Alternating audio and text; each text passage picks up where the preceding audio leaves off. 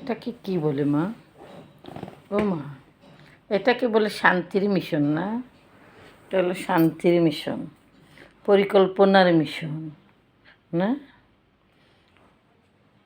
ও মা, মুবারক।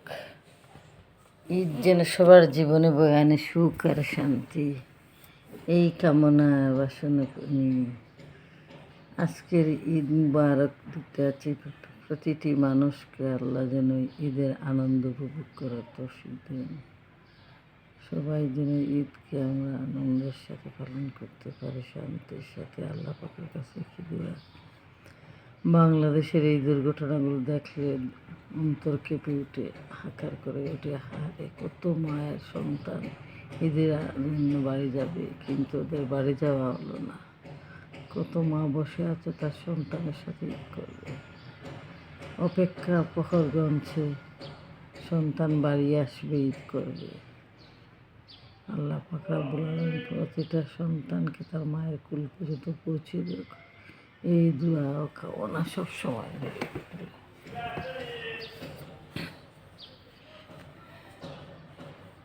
একটি কথা বারবার বলতে কেন জানি মন চায়।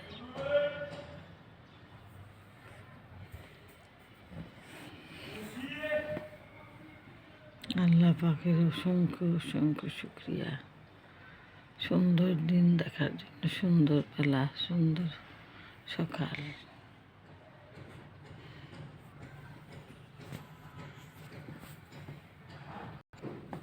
আর কি বলবো, প্রতিটা নারীর জন্য দোয়া, ঘরে ঘরে প্রতিটা নারী যেন তার উপযুক্ত মর্যাদা পায়।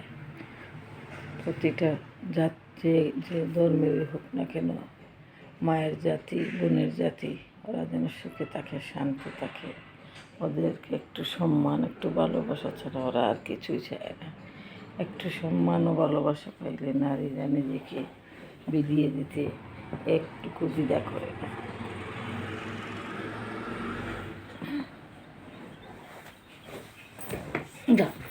ঠিক আছে, ঠিক আছে। এই অবলা জাতিগুলোর প্রতি আমাদের সবার সম্মান দেখানো উচিত। ওগুলা জাতিগুলা সবসময় নিজেকে বিলিয়ে দিতে বড় ভালোবাসে। নিজে না খেয়ে স্বামীকে খাওয়াতে, নিজে না খেয়ে সন্তানকে খাওয়াতে, নিজে না খেয়ে শ্বশুর শাশুড়িকে সেবা করে নিজের মুখের হাতটা খেয়ে খাওয়াতে নারী জাতি খুবই পছন্দ করে। বিনিময়ে শুধু একটু শ্রদ্ধা, একটু সম্মান, একটু ভালোবাসা চায়। আপনারা সবাই জানেন নারীরা অহংকার, না না না, এটা মিথ্যা কথা। নারীরা একটু অভিমানী হয়। এই যে আমার বিড়ালটা যেভাবে অভিমান করে, একটু ভালোবাসা, একটু আদর, একটু স্নেহ, একটু মায়া পাওয়ার জন্য নারীরা ঠিক তেমনি একটু আদর, একটু প্রেম, একটু ভালোবাসা, একটু স্নেহ, এগুলোর জন্যই নারীরা মন করে। আপনারা দেখবেন নারীদের সাথে একটু ভালো ব্যবহার করে, ওদের একটু স্নেহ, একটু প্রেম দিলে ওরা সত্যি অনেকটুকু রাগ অভিমান ভুলে অন্যকে খাওয়াতে, অন্যকে দিতে খুবই পছন্দ করে।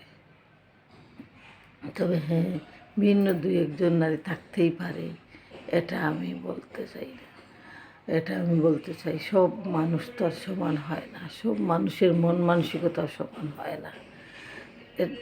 শুধু নারীরা নয়, এবং ভিন্নতা প্রায় পুরুষের মধ্যে আছে। সব পুরুষ যে খারাপ আমি তা বলবো না, আর সব নারী যে খারাপ আমি তাও বলবো না।